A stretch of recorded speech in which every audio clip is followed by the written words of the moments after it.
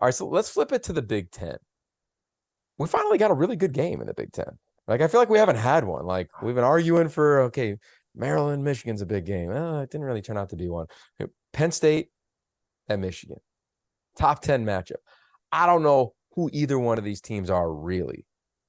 How do you see this one shaking out? We know the environment. We know the quarterbacks. We know the coaches. They've been there for a minute. We've seen this play out in years past, usually tight. Seen the road team win. Clint, I'll start with you on this one. Like, what do you think? And for Penn State, if they get it, is this like a signature win? Because I feel like they haven't had one. I'm sure they have, but it just feels like they haven't had one. Oh, I mean, that'd be a signature win. Absolutely. I mean, it would be an absolute monster win for Penn State. It'd be a monster win for Franklin, one that, let's be honest, quite frankly, he needs. So yeah, I don't believe they have the horses to get it done. But for Penn State, in terms of what it would mean and what it would look like, I mean, look, they'd be 6-0 at that point in time. Obviously, top 5 or 6 team at that point in time. So that alone is huge for Penn State. But just being able to knock off Michigan in that conference would be, and in that side of the division would be absolutely huge for Penn State. So what I mean, you said it'd be monumental. Like, what do you see about Michigan that makes it like going to be that monumental? Like, has Michigan been impressive for you? Like, I'm gonna tell you, I got 2 things for you, big time. Don't mean to step on your toes, Wrench. I got 2 things. A big yellow M with a little bitty number 5 next to it, Chief. That right there is enough for Penn State. That's it. That's all I see. That's all I need to see. Okay. All right, Wrench, what you got? Yeah, I think to me, it's interesting because Penn State is, I don't think they're a self-proclaimed powerhouse, but it seemed like that of recent years. Like, we definitely live in like the glory days of like probably 5 years ago when they were really giving people a run for their money. But recently, it's kind of been bumpy. And I think their program needs a season, like you said, the coach needs a season like this to kind of rally back and for them to be like the program that they, like Coach Franklin has built it up to be. Because I feel like the resume hasn't looked as clean as it has been in previous years. And so to me, it's a big game. You got Sean Cliff, you got a veteran at quarterback, you got a leader, trusted guy.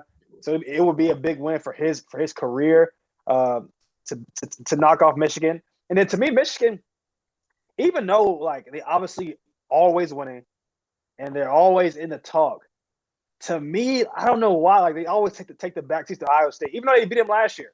You know, it's still like the narrative of like Ohio State's always get more love, always get more attention, and Michigan somehow is like the silent killer who's like doing what they need to be doing, but nobody ever truly believes in it. And I don't know why.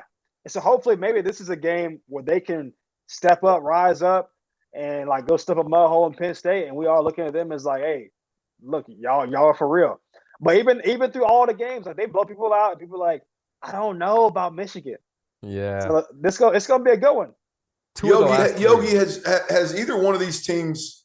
I mean, I hate to keep going back to this opinion, I guess, but has either one of these teams been tested at all? That's what I'm saying. Like, I don't think so. Like, I think going to Auburn and preparing for that, like the way they did it, you're like, whoa. But I'm with you. Like, we know what Auburn is this year. And the Indiana game I watched because it was the early one over the weekend, and I was like, I don't know. The Purdue game was fun too. Like, they've had some tested games, but I don't think they've been tested by a good team. No, you know? And I think that league is not like, I think everybody's really competitive, but I don't look at anybody other than Ohio State and I'm like, okay, like I think every other league's top, whether it's the Big 12 or the Pac-12 or the ACC, like take Clemson out of the conversation, but like the teams underneath that, like the Big 4 that always get a pass, 2 in the SEC and then Ohio State and Clemson, like everybody else, I could see them playing Michigan and Penn State. And I think it's interesting what you said, Clint, about Penn State, because they've won 2 of the last 3 matchups. Now, granted, 2020 was with in front of no fans in that stadium, but to the point, D, that you made of like the narrative, like it's kind of Ohio State, Michigan, Penn State. And I remember growing up, I grew up with like Kajana Carter, Kerry Collins, like it was Penn State, LeVar Arrington, Brandon Short, like that's what it was. And I think if they can get this one on the road, and then you look at the recruiting classes that Penn State's pulled in, and then the long extension that James Franklin has, like, he ain't going anywhere.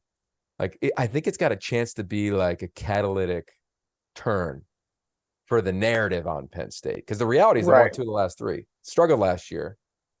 And then I want to see QB1 in Michigan.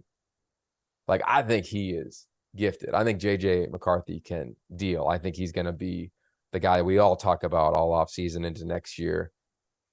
This is his first big one. You know, it'll be fun to see how it shakes out in that regard. Right. Okay. With that said, Ohio State. Yeah. Are they the best team we've seen? D, I'll start with you. Like, what do you think? They're a walking highlight reel. They just look like For real. They look like the best team. We're gonna see if they're gonna be the best team when it's all said and done. But like some guys, maybe a basketball analogy, but they just flash it. It's not a quiet 30 points a game. It's like a loud 30 points. Like, they are scoring, they're making plays, and it just looks good. That's all. That's probably the best way I can say it. They look good doing what they do, and nobody looks like they can stop them. CJ Stroud's doing his thing. The receivers, as much as talent as they had leave last year, and Garrett Wilson, Chris Olave, and then even Smith and Jigba being out and kind of being off and on this year, they've had guys rise up, and it looks like they haven't missed a beat. We're dropping our merch. We got to start calling Underwood Daddy Brad. I'm a big pod guy.